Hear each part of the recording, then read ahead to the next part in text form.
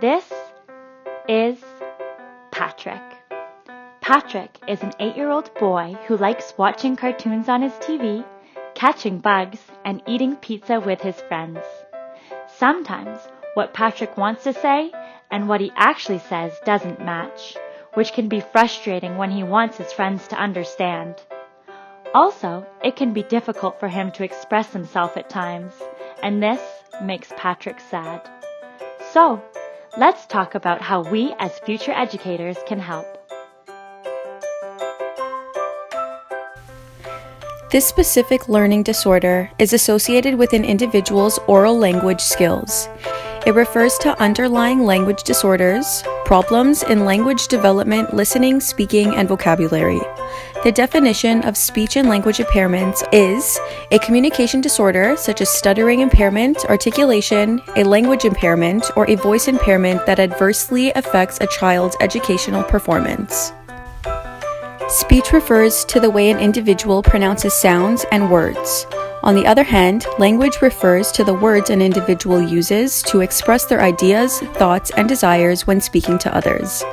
Often, individuals with speech disorders are aware of what they want to say, but they are unable to articulate their thoughts properly. Imagine how you would feel if you knew what you wanted to say, but couldn't say it. One of the most common speech disorders is stuttering, as well as other speech disorders known as apraxia and dysarthria. Stuttering is a disorder where syllables and words are repeated or prolonged, which disrupts a person's natural flow when speaking. You'll never regret this day. Apraxia is a motor speech disorder caused by damage to parts of the brain related to speaking.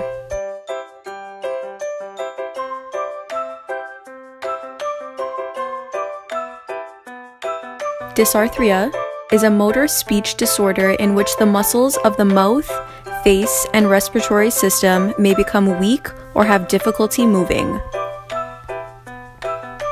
There are different characteristics and symptoms that are present depending on the speech and language disorder. A few general characteristics an individual would display when suffering from a speech disorder are not pronouncing sounds clearly when speaking, having a hoarse or raspy voice, repeating sounds or pausing when speaking, such as stuttering, adding extra sounds and words, elongating words, making jerky movements, quickly blinking, distorted sounds, frequent pauses, and visible frustration while speaking. On the other hand, common characteristics of a language disorder include not understanding, saying, reading, or writing words. To add, an individual with a speech and language disorder usually display common actions within academic performance. Adults can usually identify language disorders through common social and cognitive characteristics, such as resistance to contribute to discussions with others, have difficulty organizing ideas or recalling information, difficulty organizing letters, difficulty producing sounds, slow to respond and inattentiveness, failure to follow directions, and overall difficulty finding the right words to say. Finally, frequent behavioral characteristics include high levels of frustration, difficulty carrying on a conversation, and problems negotiating rules, arguing with others, and withdrawal from interaction.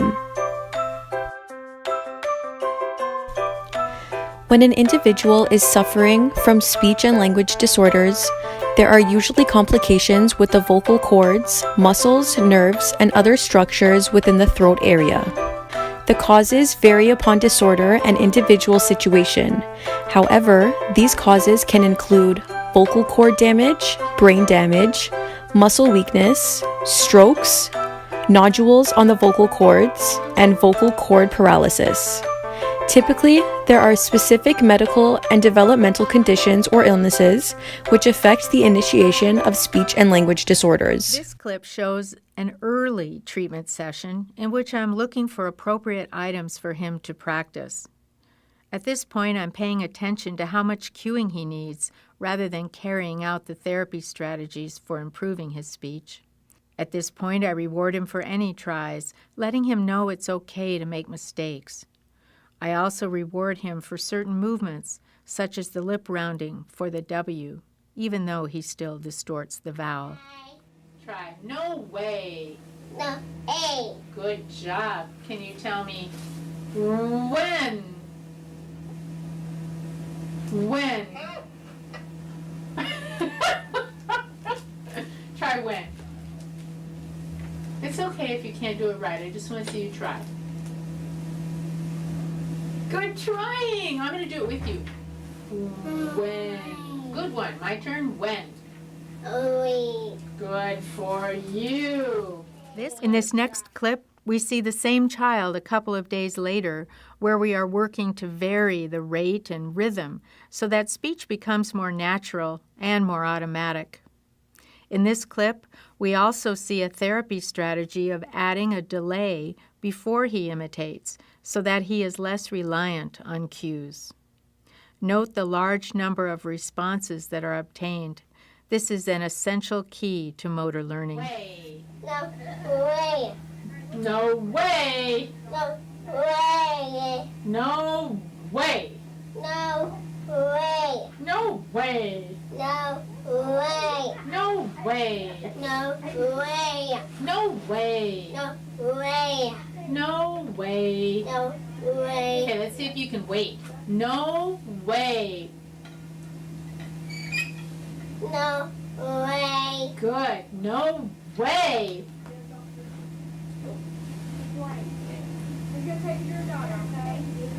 No way. Good. I was mouthing it. That helped you, huh?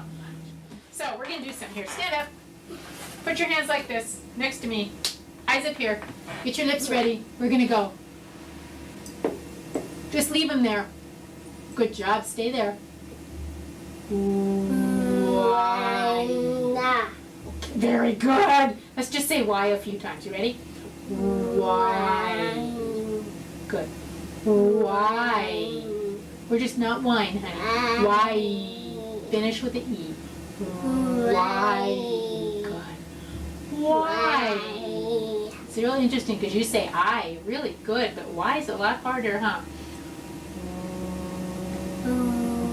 Why? Good. We're just going to say why. I'm going to show you one thing. I want you to open your mouth a little bit. Good. Don't smile. Just go. Why? Then smile. Good. Why? Good. Let's do it again. Why? Yeah. See if you sit way up here and watch me. We get better. Okay, watch it. Why? Good one. Why? Good. Why? Why? Does Mom ever say, 'cause I said so? When you ask her why? How do you sign why? You have a sign for, yeah, very good. Now you can say it, huh? Why? Good.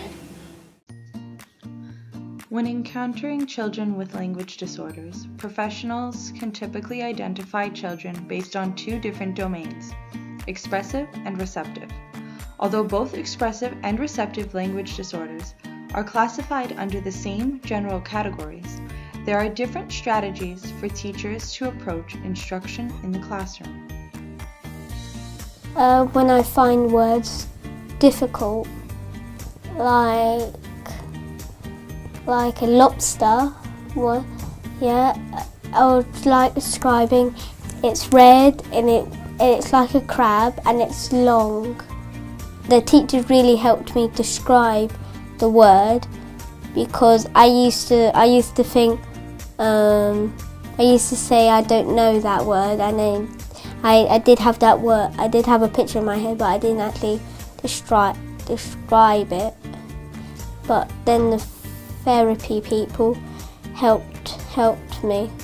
When encountering students with an expressive language disorder, educators must repeat what the student has said, modeling proper pronunciation, word form, or sentence structure so the student can hear how it sounds. Give options with proper sentence structure, grammar, or word choice to aid in the processing of these focuses. Reduce frustration levels by not rushing students when they speak. Be patient. Use appropriate expressive visuals to support the students' language skills through different images and written prompted cues. This will help the students organize and communicate their thoughts. Create opportunities for students to build language processing skills by doing activities such as sorting and grouping, similarities and differences. When encountering students with receptive language disorders, educators must consider the following. Minimize auditory and visual clutter in the classroom, as these distractions will decrease the students' focus and attentiveness. Provide visuals when instructing students to encourage additional information and memory. Maintain short and simple directions and cues. Always provide verbal and non-verbal cues in order to ensure students know when it is their time to listen or have a task to complete. These can include natural gestures.